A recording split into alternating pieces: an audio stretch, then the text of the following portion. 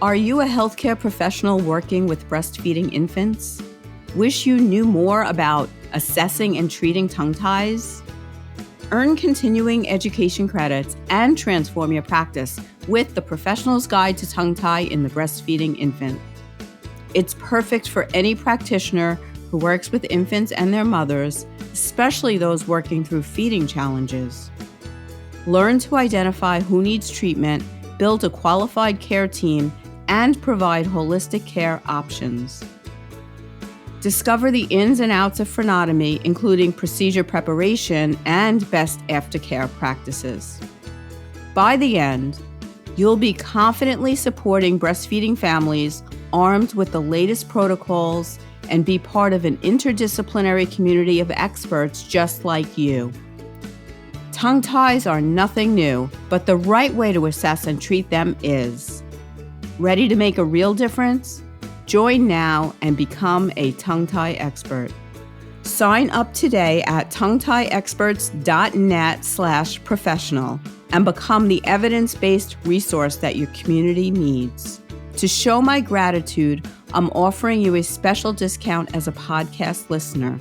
Use code PODCAST40 to save 40% off today.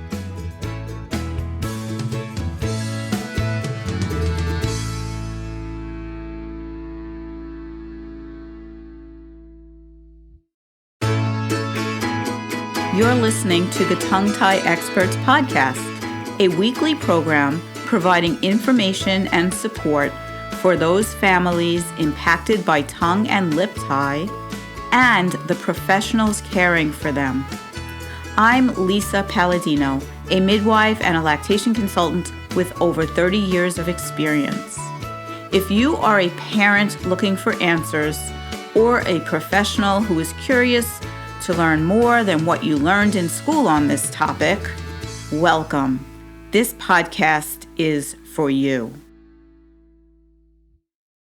A gentle disclaimer. Please do not consider anything discussed on this podcast by myself or any guest of the podcast to be medical advice. The information is provided for educational purposes only and does not take the place of your own medical or lactation provider. Thank you. Hi, everyone, and welcome back to the Tongue Tie Experts podcast. I'm your host, Lisa Paladino, and today I am recording a live on Facebook and Instagram for this podcast episode. Today, what I want to speak to you about is the biggest fears that IBCLCs have in their practices. And I think it's very important for all professionals to understand that most, I'm not talking for all IBCLCs. I can only speak for myself and the people that I collaborate with, network with, talk to about our work. We feel a lot of responsibility. We do not take our jobs lightly. No one became an IBCLC to just check the latch or to play with new babies and help out new moms. It's so much more than that. Being an IBCLC is a passionate, science-based, but also there's art infused in it. So when I first became a nurse, I remember one of the first things they taught us back in nursing school was that nursing was an art and a science. And being an IBCLC expands on that for me. So we use science, we have all these facts, but you have to be very personally and individualized in your approach to each mama and baby. There's lots that go into that, and in other episodes I've talked about our role. But today, because yesterday I had a day when I was contemplating a patient I had, and I was like, you know what? I'm not sure everyone understands how scary this could be. Because if I suggest the wrong thing, things can go wrong for this mama and this baby, right? So I'll tell you about that case in a little bit, but I'm going to go through what I'm afraid of and what I have spoken to other IBCLCs about. And if you're an IBCLC and you have other fears or other things that are concerning to you, feel free to comment on Instagram under the posts or send me a message or shoot me an email. If you hear this on the podcast, Lisa@LisaPaladino.net, because I don't pretend to speak for everyone. I just am telling you what I feel is kind of scary sometimes. And you know what? I want to put this in the context of I'm a midwife, right? I spent over 10 years catching babies and managing or helping women in labor, right? And you would think that after that anything would be easy, and not so. It really isn't. And I'll tell you why. So my biggest fear is that I would miss something. I don't want to have tunnel vision. I don't want to think that everything is a tongue tie. I don't want to miss other things. I don't want to miss other lactation problems. So, but what else goes on under I'm going to miss something is I don't want to miss a medical problem. Now, am I responsible for finding a medical problem? Sort of, yeah. Like, or I'm responsible for knowing what's normal and referring when I think something isn't, right? So, for example, I've had babies who I didn't like their color. I thought maybe there was a heart condition, and I would refer them back to the pediatrician with, a phone call, and this is what I'm, seeing, hearing, whatever. I've had babies that I wasn't sure of their palates, and I literally had a baby with a cleft palate that I was suspicious of, that the pediatrician and everybody in the hospital had missed. So we want to be aware of the health things that can go on with a baby and not just think that everything is related to the latch or tongue tie or milk supply, right? We have to do a complete assessment. So without going into what that means, I'm just expressing to you that fear of that awesome responsibility of what if I miss something? Because the honest truth is that pediatricians are spending very little time with the mother and the baby. At least that's how it is here. They're very overscheduled, overworked, and they're not deep diving into history. They may not be able to do a full exam. There might be something that they miss. And I say this not to demean pediatricians. I say this because I've caught things or become suspicious of things that pediatricians weren't concerned about. So I'm always afraid I'm going to miss something. I am afraid often, and I hear this all the time from fellow lactation consultants. We are afraid that we aren't going to be taken seriously. We're not going to be trusted. So if I am the only medical provider telling you something, no, you've seen doctors all during your pregnancy. You've seen the pediatrician 3 or 4 times already. All the medical professionals saw your baby in the hospital.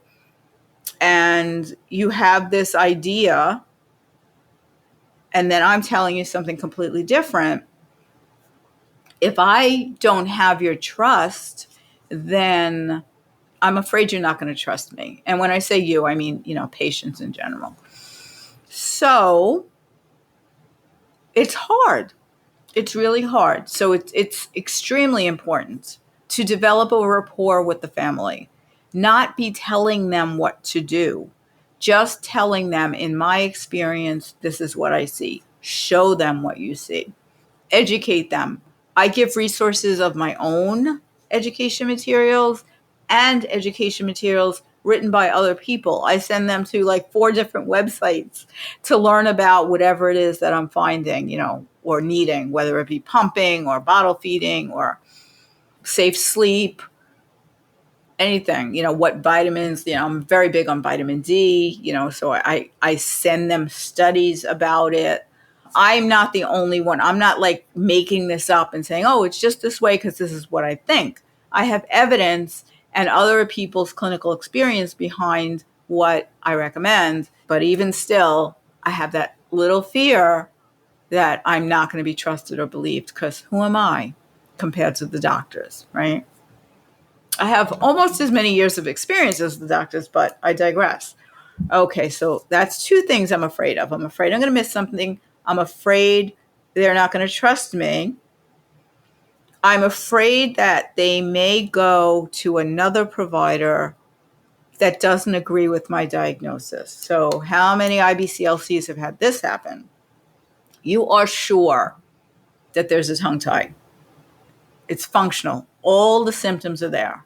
This kid's got reflux. The mother's in so much pain. Her nipples are bleeding. You see the tie. It's pretty obvious to you. It's like a mid to posterior tie. Very little tongue mobility. You're seeing some torticollis. You see the baby fussy all the time. You hear about him wanting to eat all day long. You give a care plan for this baby, and then they go to someone else, and that someone else, it might be a friend, it might be Google, it might be whatever, tells them that the baby does not have a tongue tie, and that, oh, that lactation consultant is crazy. I fear that. And then when that happens, they're also not going to believe anything else I told them. So one of the things I do to prevent that, or to cushion them, protect myself, is I am never, of course, I'm not diagnosing. I am showing them, giving them education materials. The other thing that I fear, and this is where the art comes in. This is not an exact science. So I'm going to tell you the example. I'm going to call him Baby Jonathan. I'm going to protect his anonymity. Anonymity? Forgive me if you're just tuning in. You might have missed me saying that I got Invisalign today, so it's a little tricky to talk. So, Baby Jonathan was born at 36 weeks at 4 pounds. He spent some time in NICU. He had a little trouble eating from the bottle. But they got him up to a weight. I think he spent like a week in the NICU. Mom was anxious to get him home. Gets him home. Tries to nurse. She doesn't think he can latch. And now his mom and I have a history together. I took care of her and her baby 8 years ago when she gave birth to her first. So we have a rapport, and she trusts me. But now I'm afraid, or the thing in the back of your mind is, I hope I'm telling her the right thing. So of course I see a tongue tie in this tiny baby's mouth when he comes to me. But I said to her, yes, there's a tongue tie, but let's see how he nurses. Let's see, because we haven't given him a chance to test that tongue. He's been mostly bottle fed. He hasn't been with you.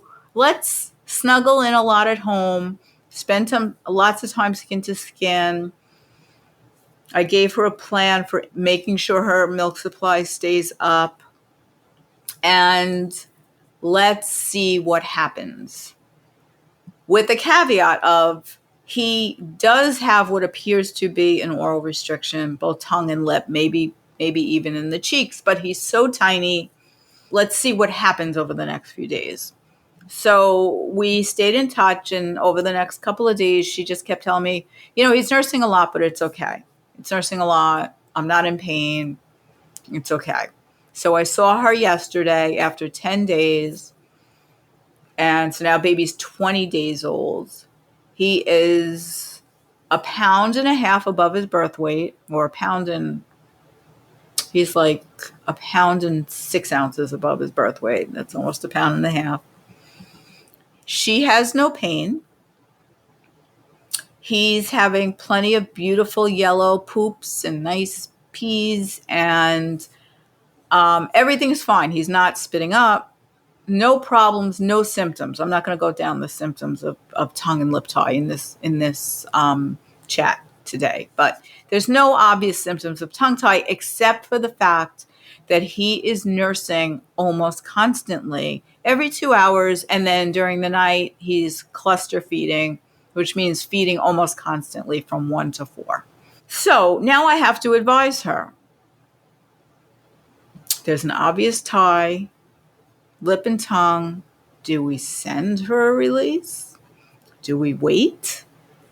Is it safe to have her stop pumping? These are the questions that run through my head.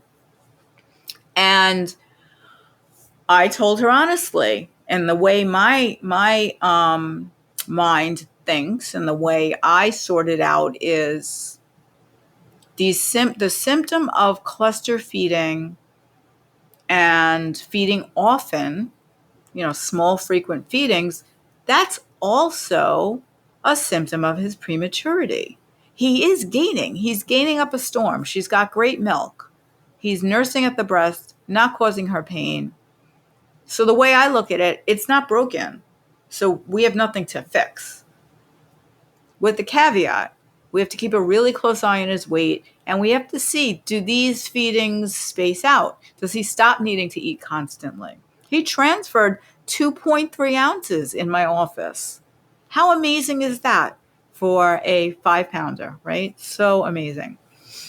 So I did not tell her what to do. I told her my thought process. I shared with her what's going on in my head in advising her, gave her lots of education, told her, of course, this baby's really tight and he doesn't really like being on his belly yet. And so let's start with some body work. Let's see if we can get his muscles relaxed a little bit, get him functioning fully for himself as much as we can before we even think about releasing the tie. And maybe we won't have to. Let's see what happens.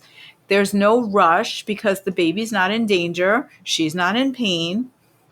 He's gaining, right? And it's just that he's eating a lot, but he's a preemie, right? He wasn't even supposed to be born yet. He would be like 38 and a half weeks now. So that's what I told her. But the reason I'm telling you this story, other than to give you a peek into my world, is that I think it's really important to acknowledge the awesome responsibility that IBCLCs have in the recommendations that they make.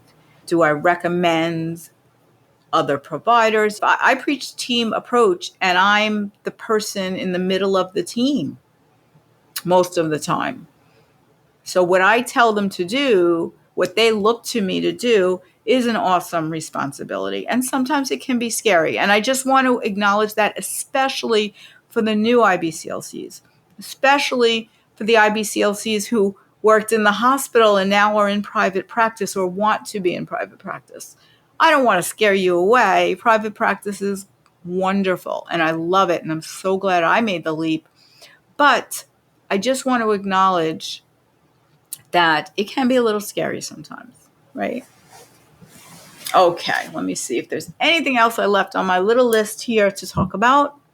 Yeah, the other thing that I sometimes have a fear of is that I'm going to give them a care plan that doesn't work for them. Sometimes families have this picture of the ideal breastfeeding relationship. And now it's going to be a little hard. So they might have to pump, they might have to give bottles, they might have to use an SNS, all these things, right? And what I want for them and what they want for themselves might not be the same.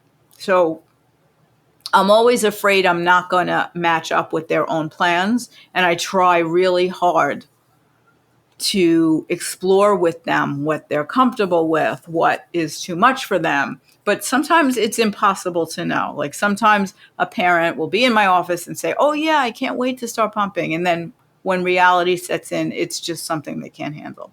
So that's another thing, that our care plans, what I want for them and what they are able to do or what fits for them won't match up. So again, another awesome responsibility, because you never want to give a family more than they can handle, but that's a two-way street. And a lot of this is two-way street. It depends on their honesty with you or their realistic expectations about their breastfeeding relationship or their feeding relationship, and how important it is to them.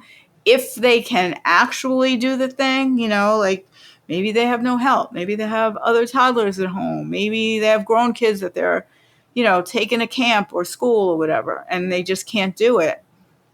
And I never want anybody to feel bad. So those are the things that sometimes, keep me up at night, especially when I was newly starting out. Feeling a little better about things, in my wisdom years here. But I just wanted to share, and hopefully that will be helpful to those of you who are just starting out, either as an IBCLC or in private practice, or any of you who are professionals who refer to IBCLCs, network with IBCLCs.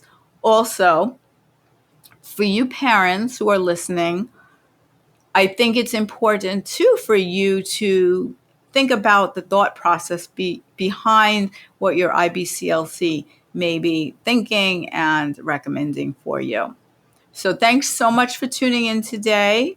I hope everyone has a wonderful afternoon. If it's the afternoon, for me, it is here right now. And we will talk soon. Thank you so much for listening to this week's episode of the Tongue Tie Experts podcast.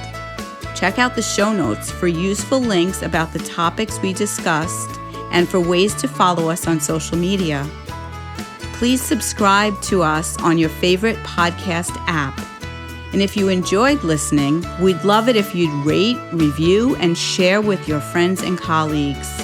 Thanks so much. Bye-bye.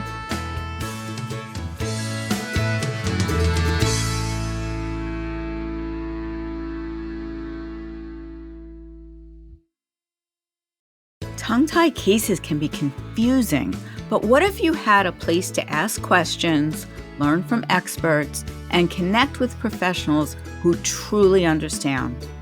That's exactly what you'll get when you join Tongue Tie Experts Insiders. It includes monthly online meetups with me, Lisa Paladino, expert guest speakers sharing the latest research and best practices, a private community of other professionals ready to support you every step of the way. For just $19.99 a month, you'll never have to navigate tongue tie cases alone again. Join the community today. Your future self and your patients will thank you. Sign up now at tonguetieexperts.net/insiders.